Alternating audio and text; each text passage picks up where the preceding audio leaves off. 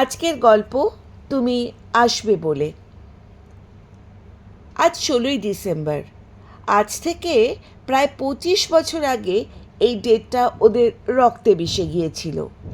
আজ ওরা নিজেদের অ্যানিভার্সারি ভুলে গেলেও এই দিনটা কোনোভাবেই ভুলতে পারে না।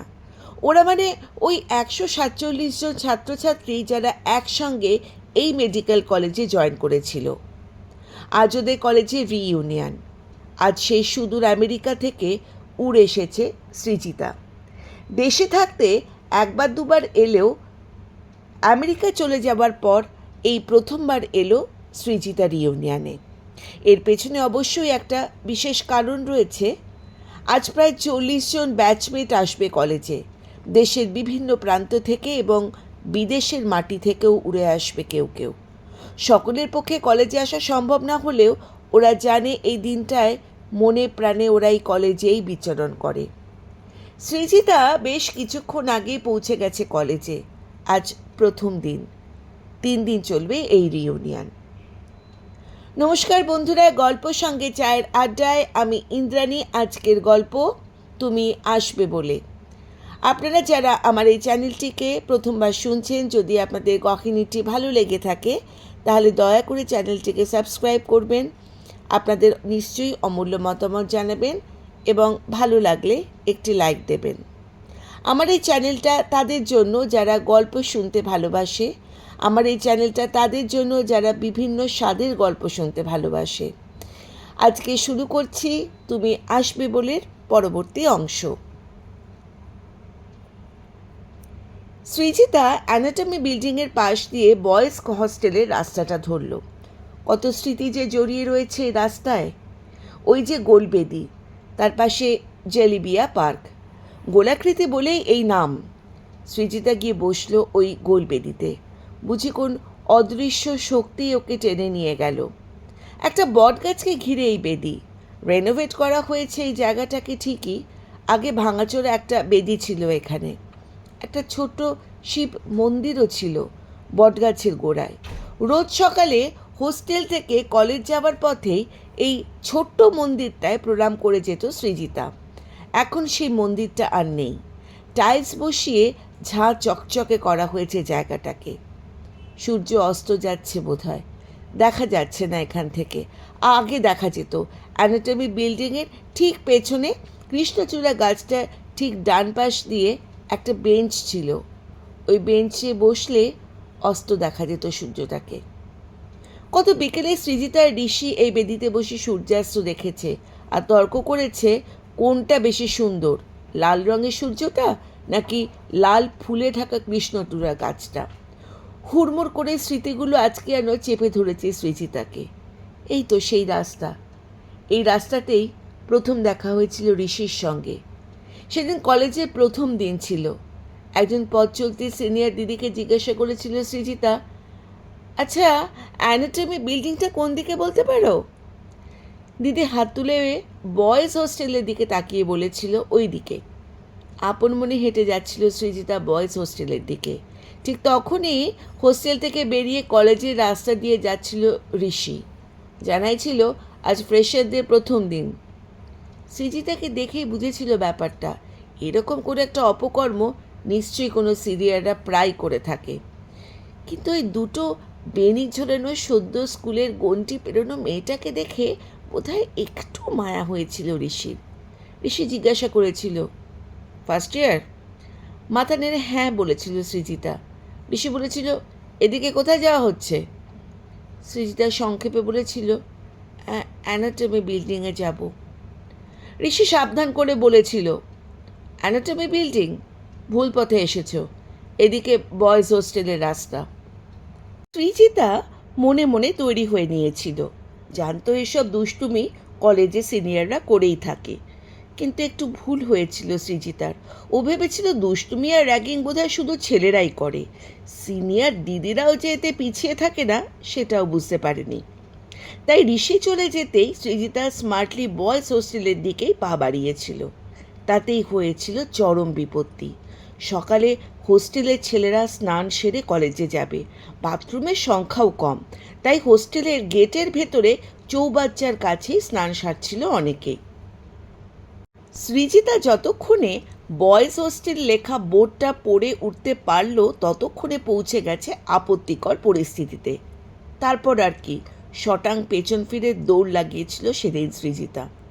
নতুন মুখ বলে হয়তো সেদিন বেশি কেউ চিনে উঠতে পারেনি সৃজিতাকে। পরে খবরটা হইচই করে ছড়িয়ে পড়েছিল কলেজে, কিন্তু মেয়েটা যে কে সেটা শুধু জানতো দুজন, সৃজিতা আর ঋষি। পরে একদিন ঋষি সৃজিতাকে বলেছিল, তুই ওভার স্মার্ট হওয়ার চেষ্টা করেছিলিস, আর দেখলি তাতেই বোঝা গেল এখনও নাক টিপলে দুধ বেরোয়। সেই শুরু সৃজিতা আর ঋষি থেকে 3 বছরে সিনিয়র ছিল কলেজে। কখনো নোট নেওয়ার জন্য, কখনো বোন সেট করার জন্য সৃজিতা হেল্প চাইতো ঋষির। এইভাবেই আস্তে আস্তে কাছাকাছি আসতে শুরু করে ওরা। সিনিয়র জুনিয়র রিলেশনশিপটা বন্ধুত্ব, বন্ধুত্ব থেকে প্রেম। অনেকগুলো সুন্দর মুহূর্ত, দিন, মাস, বছর একসাথে কাটিয়েছে ওরা। সৃজিতা স্বপ্ন দেখতে শুরু করে ওদের বিয়ে করে একটা ছোট্ট ফ্ল্যাটে আছে ওরা। ফ্ল্যাটটাতে 2টো ব্যালকনি, তার মধ্যে একটা ব্যালকনিতে শুধুই গাছ আর গাছ। সেখানে বসে সূর্যাস্ত দেখছে ওরা। ডিসেম্বরের ঠান্ডায় চায়ের কাপ হাতে চলেছে হসপিটাল, আর সাথে চাল ডাল তেল নুনের গল্প। একদিন হঠাৎই স্বপ্নগুলো যেন ভেঙে গেল। সেদিনও ছিল 16ই ডিসেম্বর। তখন ওরা দুজনেই ডাক্তারি পাশ করে গেছে, চুটিয়ে প্রেম করছে দুজনে। সৃজিতা বাড়িতে বসে পিজির প্রিপারেশন করছিল, আর ঋষি সার্জারিতে পোস্ট গ্র্যাজুয়েশন করছে ওদের কলেজেই। ঋষির পিজি শেষ হলেই বিয়ে করবে দুজনে, এমনই কথা হয়েছিল। রিউনিয়ন তো আছেই, আর ঋষির সাথে দেখাও হবে, তাই সৃজিতা পড়াশুনো ফেলে কলেজে এসেছিল সেদিন। এরকম একটা সন্ধ্যায় ওরা পাশাপাশি বসেছিল এই বেঞ্চটাতে। ঋষি কোনো রকম ভূমিকা না করে জানিয়েছিল ও সৃজিতাকে বিয়ে করতে পারবে না, কারণ ঋষির বাড়ি থেকে মেনে নিচ্ছে না ওদের রিলেশনশিপটাকে। যেন মাথায় বাজ পড়েছিল সৃজিতার। অনেকটা সময় পেরিয়ে গিয়েছিল সৃজিতার ব্যাপারটাকে মানতে। তারপর ধীর গলায় জিজ্ঞাসা করেছিল, মেনে না নেওয়ার কারণটা কি? ঋষি সংক্ষেপে বলেছিল, কাস্টের প্রবলেম।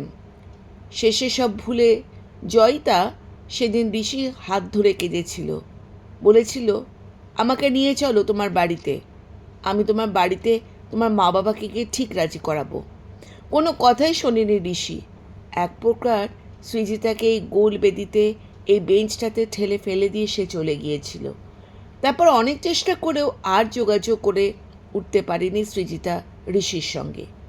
কথায় বলে, time is the best healer. সত্যিই তাই। আস্তে আস্তে শোকটা কাটিয়ে উঠেছে সৃজিতা। তারপর সমস্ত উথাল পাথাল ঢেউ যেদিন শান্ত হয়ে গিয়েছিল, সেদিন সৃজিতা মা বাবার পছন্দ করা ডাক্তার ছেলেকে বিয়ে করে আমেরিকায় চলে গিয়েছিল। এখন অর্ণব আর সৃজিতা আমেরিকায় সেটেলড। ওদের একটা মেয়ে তিন্নি এই 14তে পড়ল। ঋষিকে ভুলে যেতে চেয়েছে সৃজিতা। ওর বর অর্ণব খুব ভালো মানুষ। ওর জীবনটা ভালোবাসায় একেবারে ভরিয়ে দিয়েছে। বর আর মেয়েকে নিয়ে আজ সৃজিতার গোছানো সংসার। ঋষিকে অবশ্যই ভুলে গেছে সৃজিতা। শুধু ঘুমের মধ্যে স্বপ্নগুলো কেন জানি না বশে আনতে পারে না। মাঝে মাঝে স্বপ্ন দেখে ঋষির সঙ্গে বিয়ে হচ্ছে ওর, আর সৃজিতা বলছে, এত দেরি করলে কেন ঋষি, আমার বিয়েটা যে হয়ে গেল। ঘুম ভেঙেই আবার যেন একরাশ প্রশ্নের সম্মুখীন হয় সৃজিতা। এসব প্রশ্নের উত্তর তার কাছে জানা নেই, তবু যেন অন্ধকার একরকম হাতড়ে হাতড়ে বেড়ানোটা কিছু উদ্ধারের আশার কথা ভাবেও। আজ থেকে ঠিক 2 মাস আগে একটা ফোন আসে সৃজিতার ফোনে। গলাটা শুনে থমকে দাঁড়িয়েছিল সৃজিতা। ওপাশে সেই চেনা কণ্ঠস্বর, সৃজি কেমন আছিস, চিনতে পারছিস? সৃজিতা চুপ করেছিল। আরেকটিবার আসতে পারবি সৃজি? তোর সাথে একবার দেখা না করে বোধহয় আমার আত্মাটা ঠিক শান্তি পাবে না রে। সৃজিতা তখন বজ্রাঘাতের মতন স্থির হয়ে দাঁড়িয়েছিল। কথাগুলো যেন ব্রেনের স্নায়ুতে পৌঁছচ্ছিল না। ঋষি আবার বলেছিল, চুপ করে থাকিস না সৃজি, কিছু বল। সৃজির সমস্ত শক্তি একত্রিত করে বলতে পেরেছিল, আজ এতদিন পর ফোন করে আমাকে গোছানো জীবনটাকে এলোমেলো করে দিতে চাইছো? ঋষি বলেছিল সব বলার সময় এসেছে, তুই আয় একবার, একটিবার দেখা কর। আমার হাতে আর বেশি সময় নেই রে। সৃজিতের সমস্ত রাগ দুঃখ অভিমান থেকে বলেছিল, আমাকে ফোন করে প্লিজ ডিস্টার্ব করো না ঋষি, বলে ফোনটা কেটে দিয়েছিল সেদিন। পরে ঠান্ডা মাথায় ঋষির বলা কথাগুলো ভাবতে গিয়ে সব কেমন যেন এলোমেলো হয়ে যাচ্ছিল সৃজিতার। এতদিন পর এরকমভাবে কেন ডাকলো ঋষি? হাতে সময় নেই মানেটাই বা কি? চলে যাবে মানে? কোথায় চলে যাবে ঋষি? 3 দিন পর সৃজিতাই ফোন করেছিল ঋষির নম্বরে। ফোনটা রিসিভ করে ঋষি ক্লান্ত গলায় বলেছিল, কী রে, রাগ কি একটু কমেছে? সৃজিতা জিজ্ঞাসা করেছিল, এতদিন পরে কেন ফোন করেছিলে সেটা বুঝলাম না, কি বলতে চাও বলো? ঋষি বলেছিল, সৃজি আমি খুব অসুস্থ, হয়তো বাঁচবো না বেশি দিন। ভেবেছিলাম এইভাবেই চলে যাব চুপচাপ, কিন্তু পারলাম না জানিস। কেমন যেন না স্বার্থপরের মতন খুব ইচ্ছে হলো তোকে একবার ফোন করে ডাকি, যদি তুই আসিস। যাওয়ার আগে একবারটি তোকে দেখবার খুব ইচ্ছে হচ্ছে রে সৃজি। নীরবে চোখের জল ফেলেছিল সেদিন সৃজিতা। অর্ণবকে সব বলতে ওই সমস্ত ব্যবস্থা করে দিয়েছিল সৃজিতার দেশে ফেরার। আজ সেই 16ই ডিসেম্বর। এই দিনে ঋষি ছড়ে গিয়েছিল তাকে। বন্ধুরা প্রতি বছরই ডাকে, কিন্তু দেশ ছাড়ার পর কখনো আসেনি রিউনিয়নে। ভয় হয়েছে যদি দেখা হয়ে যায় ঋষির সাথে, যদি নিজেকে সামলাতে না পারে সৃজিতা। এবার বন্ধুদের জানিয়েছিল ও আসবে। সকলে বলেছিল, সৃজিতা তুই গ্রেট, শুধুমাত্র রিইউনিয়ন অ্যাটেন্ড করার জন্য তুই সেই সুদূর আমেরিকা থেকে আসছিস। আজও শুধু দুজনেই জানতো সৃজিতা এত বছর পর কেন আসছে রিইউনিয়নে। সৃজিতার ফোনটা বেজে উঠল। ফোনটার স্ক্রিনে ভেসে উঠল সেই চিরতর চেনা নামটা। ঋষি বলল, সৃজি তুই নিশ্চয়ই ওই ওই ওই কৃষ্ণচূড়ার পাশে গাছটায় বেঞ্চে বসে আছিস। সৃজিতা সম্মতি সূচক হুঁ বলতে ঋষি বলল, দাঁড়া আমি আসছি এক্ষুনি। একটা হোয়াইট সুইফট কার এসে দাঁড়ালো বেদির এক্কেবারে কাছে। কার থেকে নেবে দাঁড়ালো যে সে ঋষি বলে চিনতে কষ্ট হচ্ছিল সৃজিতার। ঋষির চেহারার অনেক বদল এসেছে। রোগা, ক্লান্ত মুখ, চওড়া কপাল, চুলে পাক ধরেছে। ঋষি ড্রাইভারকে পার্কিংয়ে ওয়েট করতে বলে এগিয়ে এলো। এসে বসলো সৃজিতার একদম পাশে বেঞ্চটাতে। ঋষি হালকা হেসে বলল, সৃজিতা তোর নাকি একটা মেয়ে আছে, আর মাঝে সময়ও তো পেরিয়ে গেছে প্রায় 25-26 বছর, কিন্তু তোর বয়স বাড়ল না কেন? সৃজিতা এবার লজ্জা পেল সেই আগের মতো। বলল, কি যে বলো না, সত্যি রে, তোকে দেখে আজও ওই কলেজ স্টুডেন্টই মনে হয়। সৃজিতা কাপা গলায় জিজ্ঞাসা করল, তোমার কি হয়েছে ঋষি? ঋষি স্থির দৃষ্টিতে তাকালো সৃজিতার দিকে। গলাটা বোধহয় একটু কেঁপে গেল, কিন্তু একটা চিকচিকে করলো চোখের কোণায়। ঋষি বলল, আমি HIV পজিটিভ। আজ 25 বছর পর আবার আকাশ ভেঙে পড়ল সৃজিতার ওপর। এবারও সময় নিল সৃজিতা, অনেকটা সময়, অনেকটা দৃঢ়তা নিয়ে এলো নিজের কণ্ঠে। ঠিক যেমন পেশেন্টের সামনে দৃঢ় থাকতে হয় ডাক্তারকে। শান্ত গলায় নীরবতা ভঙ্গ করে ঋষিকে বলল, এসব কি করে হয়ে গেল ঋষি? হয়ে গেল কি করে রে? এসব তো সেই 25 বছর আগেই হয়ে গিয়েছিল। কোনো রকমে টেনে টুনে কাটিয়ে দিলাম এতগুলো বছর, এবার বোধহয় যেতে হবে। সৃজিতা ধমকে সুরে বলল, বারবার যেতে হবে যেতে হবে বলছো কেন? ঋষি এবার কৌতুকের স্বরে বলল, আচ্ছা বাবা যেতে হবে না, আমি অমর হয়ে থাকবো। হা হা হা। সৃজিতা জিজ্ঞাসা করলো, কবে জানতে পারলে এসব? সে তো বহু বছর আগে, ওই যেদিন এক বুক কষ্ট নিয়ে তোকে বলেছিলাম যে আমি তোকে বিয়ে করতে পারবো না, আমার বাড়িতে কাস্টের প্রবলেম। তার ঠিক জাস্ট কিছুদিন আগেই। এক দৃষ্টিতে তাকিয়ে থাকে সৃজিতা ঋষির দিকে। দু চোখের কোণায় জমছে জলের কোণা, চেষ্টা করেও ওটাকে আটকাতে পারছে না। ঋষি বলল, তখন তো নিজেই কিছু বুঝতে উঠতে পারছিলাম না, তারপর মস্তিষ্কের ওপর জোর দিয়ে আবিষ্কার করলাম কিছুদিন আগে একটা অ্যাক্সিডেন্টে পেশেন্ট এসেছিল। ইয়ং ছেলে, বাঁচবে কিনা জানা ছিল না। তখন মাথায় কিছু ছিল না, আর তাড়াতাড়ি ওটি টেবিলে নিয়ে গিয়ে অপারেশন শুরু করি। তাতেই অসাবধানতা হয়ে যায় খানিকটা, আমার হাতে নিডল ঢুকে যায় অপারেশনের সময়। পরে সেই পেশেন্টের ব্লাড টেস্ট করে দেখা যায় সেও HIV পজিটিভ। বুঝলাম ওর অপারেশনের সময় আমার রক্তে ঢুকেছে রোগটা।